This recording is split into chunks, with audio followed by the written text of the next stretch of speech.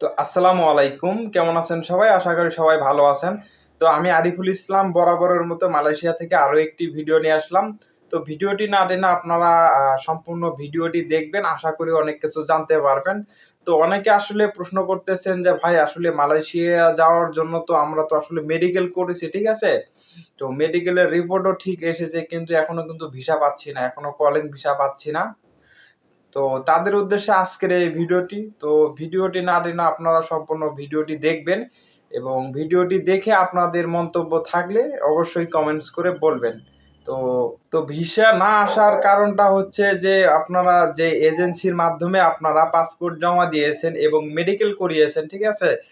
তো সেই এজেন্সিটা আসলে লাইসেন্স প্রাপ্ত কিনা এই বিষয়ে অবশ্যই আপনাকে জানতে হবে, ঠিক আছে?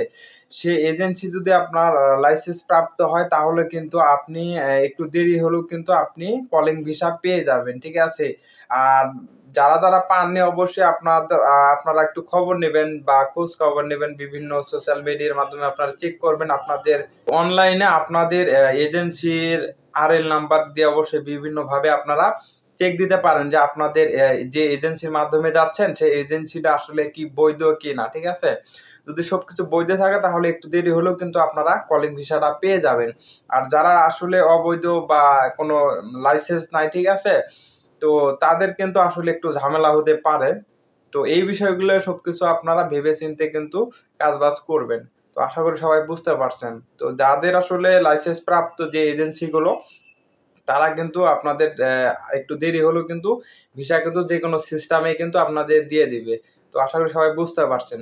তো বন্ধুরা ভিডিওটি ভালো লাগলে অবশ্যই আপনারা এই চ্যানেলটি সাবস্ক্রাইব করে পাশে থাকবেন।